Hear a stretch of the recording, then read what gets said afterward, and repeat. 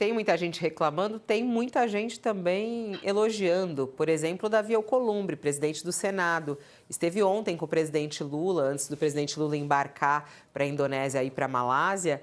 E ele diz que essa decisão da exploração marca um passo histórico para o desenvolvimento do Brasil, em especial para o meu estado, o Amapá, e para toda a região norte, foi o que disse Alcolumbre, inclusive deve ter falado para o próprio Lula ontem, ele publicou isso nas redes sociais. Bom, quem está aqui para falar sobre Alcolumbre, porque ela falou com ele, é a nossa chefa de Brasília, sim, ela que manda lá em Brasília, Carla Araújo, nossa colunista, e que está conosco ao vivo aqui para falar também sobre Alcolumbre. Olá, Carla, bom dia, seja bem-vinda. Eu gosto quando você aparece por aqui. Bom, Eu adoro aparecer por aqui, Fabiola. Bom dia para você, para o Josias e para o Sakamoto. Eu adoro, morro de saudade do Josias, gosto de entrevistar com ele, adoro conversar com você. É que é a corrida de aqui, né? Bom, É, só fazer uma edificação. Eu não falei com o Alcolumbre, tá? tá. Eu falei com alguns auxiliares do presidente Lula no Planalto, confirmei a informação ali no Senado também. Ontem à noite partiu do presidente Lula, viu, Fabiola, o convite para que Alcolumbre fosse até o Palácio da Alvorada. Por quê? Porque Lula precisava, e tinha dito a alguns auxiliares já, que ele queria ter uma conversa com o Davi Alcolumbre, presidente do Senado, antes de embarcar, para falar sobre a indicação dele para o Supremo Tribunal Federal. Segundo auxiliares do presidente Lula, Fabiola, essa intenção, né, dessa conversa é para que Lula e Alcolumbre mantenham aí, digamos, a boa relação e que seria de bom tom que Lula conversasse com Alcolumbre sobre a indicação do Supremo diante do seguinte cenário.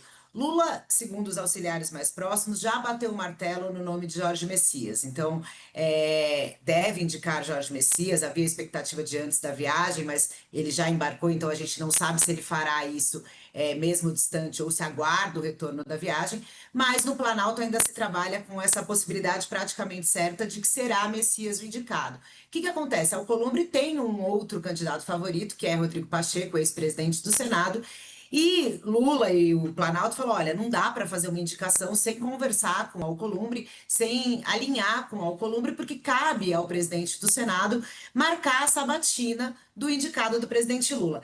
E aí, Fabiola, conversando com gente no Senado, aliado do governo, gente no Planalto, como é que está a expectativa, né? Além de talvez Lula segure um pouquinho mais essa indicação, ele quer alinhar essa sabatina. O que já se fala, né? Que olha, ali no Senado o Messias vai ter que construir vai ter que construir o seu espaço, né? Dizem ali que vai ter algum tipo de resistência, mas até auxiliares do próprio presidente do Senado, Alcolumbre, admitem que é muito difícil, né, um cenário de barrar uma indicação de ministro do Supremo, porque eles falam o quê no Senado? Olha, o Senado tem o poder de sabatinar, mas a indicação é uma prerrogativa do presidente da República que não caberia, digamos assim, aos senadores, né, eventualmente derrubar. Porém, vai ter voto ali, né? Então, enfim, agora a gente está naquele momento, Fabiola, que eu brinco aqui com o pessoal, que é difícil cravar qualquer coisa. A gente está naquele modo stand-by, espera, para ver se nesses 10 dias que Lula vai ficar na Ásia, se ele anuncia mesmo estando longe, ou se ele aguarda e vota. E aí, lembrando, só para. Porque a gente fala que jornalista é muito ansioso, né, Fabiola? Mas lembrando, tá demorando, vai demorar, vai deixar Messias aí, digamos, na chuva, né? Como a gente costuma falar. Mas fazendo, como o Josias falou, né, de olhar para o retrovisor um pouco, no caso da indicação do Flávio Dino, abriu-se a vaga também em setembro e todo mundo já dizia que ia ser o Dino, né, como está acontecendo agora com o Messias, e a indicação do Lula foi no dia 27 de novembro. E mesmo assim, ainda se deu para fazer essa batina naquele ano, né? Então, assim, quando a gente fala de Congresso, também fala, mas será que tá tempo? O ano tá acabando. Enfim, o que se trabalha hoje no Planalto é com o cenário. E aí, para encerrar, Fabiola, os aliados do presidente Lula sempre dizem uma coisa, né? E a gente que cobre o governo há muito tempo sabe disso. Quando se diz respeito a indicações de cunho extremamente, né, pessoal, digamos, é o presidente que vai bater o martelo, esse timing, né, essa hora do anúncio, ela vai ser sempre baseada no feeling político do presidente Lula. E aí esse feeling político acaba variando de um dia para o outro e Lula não costuma ter pressa. Então, assim, a gente está nesse momento, Fabiola. E aí eu estava falando com uma fonte aqui que falou assim, olha, Carla, é isso, é um dia de cada vez aqui que a gente vai trabalhando. Então, ontem a gente teve o anúncio do Boulos, que também já tinha sido esperado há muito tempo e acabou saindo ontem. E agora a gente fica com Lula, nesse momento, viajando para a Ásia, nessa expectativa de quando sai o anúncio do STF, Fabiola. Podem desistir, não vai rolar mesmo uma mulher, né? Isso aí já tá certo, né? Fabiola, olha, sendo bem sincera, ontem eu tive uma conversa longa com o auxiliar do presidente Lula e falei sobre isso, né? Inclusive, se existisse esse tempo para ele ainda guardar um pouco, se não aumentaria a pressão, né, da sociedade civil, se isso poderia sensibilizar o presidente. Mas, ao que tudo indica ali no entorno dele, não deve ter muita chance esse tipo de pressão por representatividade no Supremo. É o critério da confiança mesmo, o que dizem ali no Planalto, Fabiola. Obrigada, Carla, por trazer essas Ah, notícias. É isso. obrigada a Bom, vocês. bom trabalho para você aí em Brasília. Um beijo para vocês. Bom trabalho também, gente. Beijão, Tchau. beijão, obrigado. E a gente tem que aceitar assim, Sakamoto? Quer dizer, não vai rolar mesmo? Sabe o que na verdade me deixa mais e eu falo isso, digamos, nos últimos 20 anos aqui com relação à questão de representatividade, né? E só para lembrar que representatividade importa e muito, né?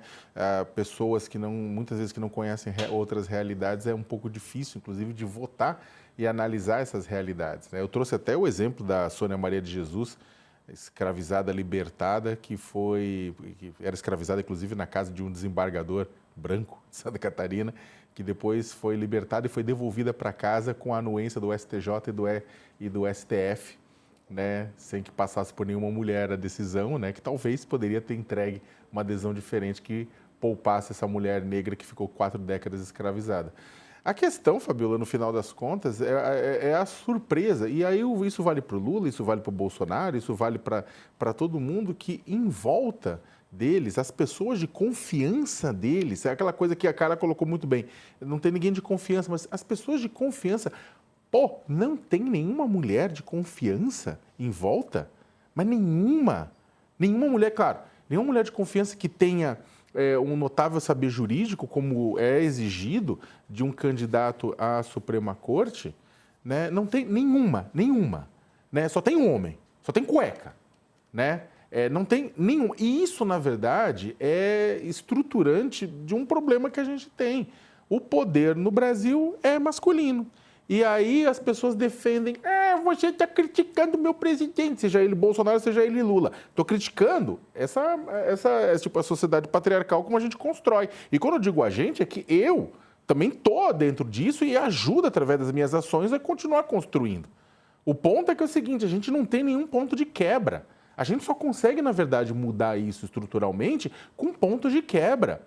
De colocar pessoas competentes, com identidades diferentes, dentro da Suprema Corte, que precisa ser representativa do Brasil. Eu não estou nem falando de metade da Corte, como tem em muitos lugares do mundo, de fato civilizados. Eu estou falando, né, aquele grupo. Só que aí você vai ver, estou falando do Brasil, estou falando de você indicar uma pessoa, ou 2 pelo menos.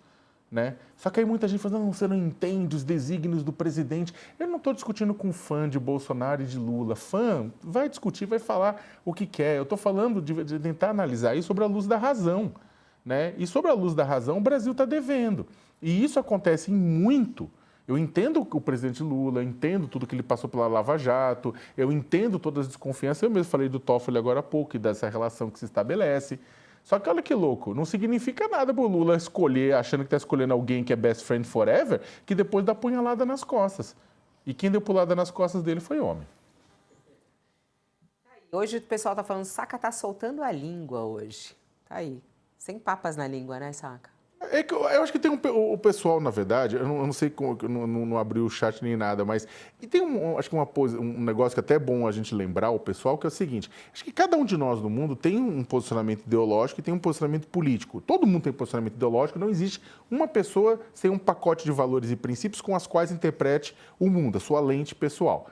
Agora, não significa que você tem uma lente pessoal, significa que isso poupe alguém de ser criticado. Se você está poupando qualquer pessoa de ser criticada simplesmente porque você acha que isso atrapalha o seu posicionamento ideológico, então o seu posicionamento ideológico se dobra a necessidades individuais de outras pessoas.